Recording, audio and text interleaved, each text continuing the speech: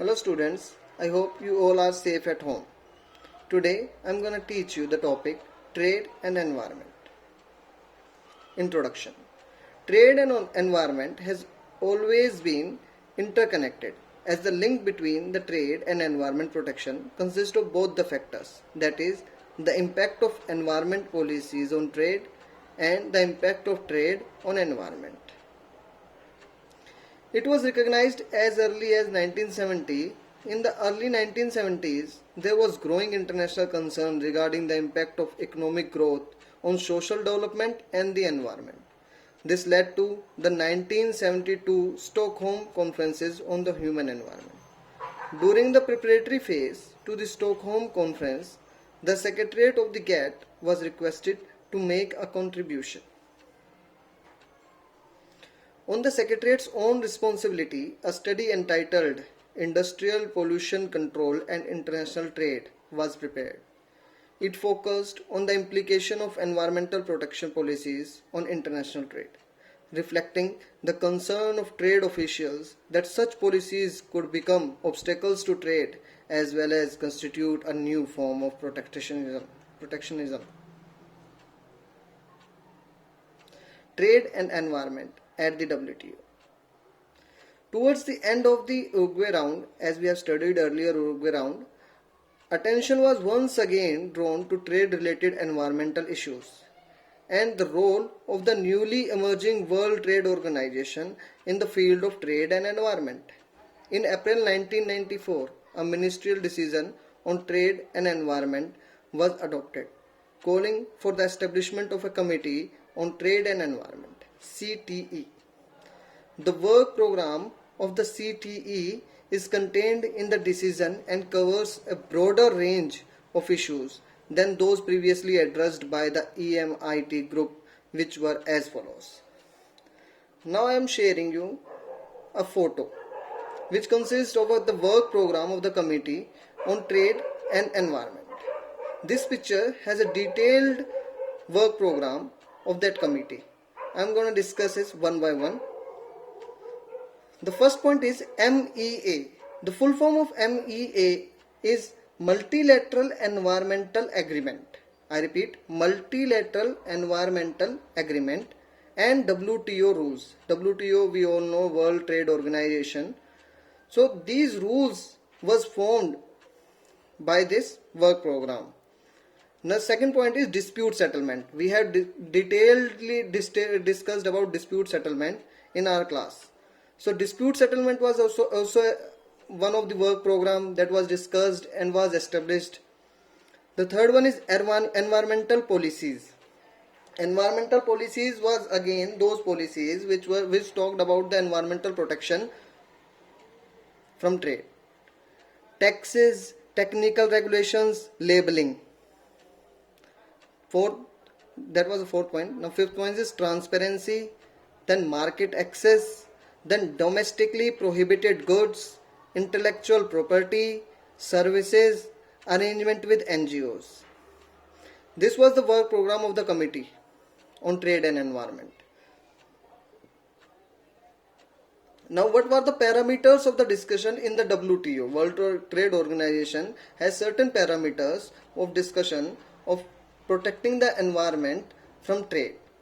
As previously stated, environmental issues were taken up in the GATT or WTO as the result of numerous developments at the international level in trade and environment fora, where developed countries were subjected to increased pressure from environmental interest groups to reconcile what they perceived as incompatibilities between trade and environmental policies. Developing countries feared that environmental concerns would be addressed at the expense of international trade.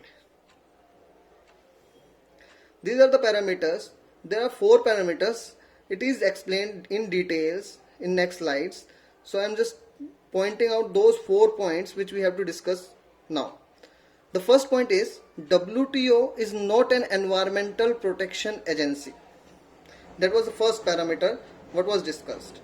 Then GATT or WTO rules provide significant scope for environmental protection. This was a step taken against the point 1. When this was said that WTO is not an environment protection agency, then WTO rules provide significant scope for environmental protection. And then what they did next to encourage trade was the third point, that increased market access for developing countries. And the fourth point is trade and development coordination should be enhanced. Now we're going to discuss it one by one. The WTO is not an environment protection agency. In the preamble to the Marrakesh Agreement, WTO members affirmed the importance of working towards sustainable development. In addition, the ministerial decision on the trade and environment states that the aim of the work of the CTE is to make international trade and environment policies mutually supportive. WTO members recognize, however, that the WTO is not an environmental protection agency and that it does not aspire to become one.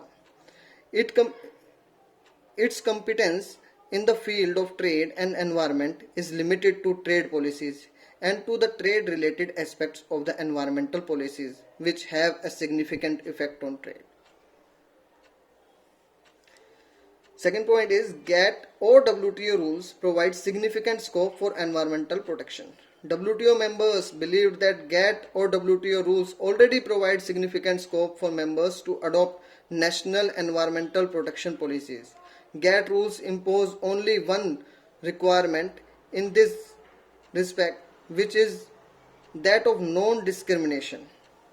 WTO members are free to adopt national environmental protection policies provided that they do not discriminate between imported and domestically produced like products, national treatment principle, or between like products import from different trading partners. Most favored nation clause. Non-discrimination is one of the main principles on which the multilateral trading system is founded. Third is increased market access for developing countries. The special situation of developing countries and the need to assist them in their process of economic growth is widely recognized and accepted in the WTO. For the point of view, policy preoccupation and the most important obstacle to environmental protection, the opening up of the world markets to their exports is essential.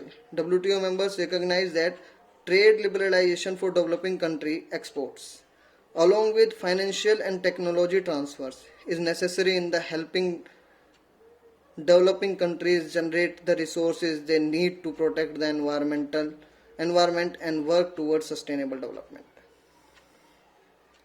Trade and environment coordination should be enhanced. It is widely believed by WTO members that improved coordination at the national level between trade and environment officials can contribute to eliminating policies conflicts between trade and environment at the international level. Lack of coordination has in the past contributed to the negotiation of potentially conflicting agreements in trade and environment form. This was all regarding trade and environment. If you have any queries, you can contact me anytime. Thank you.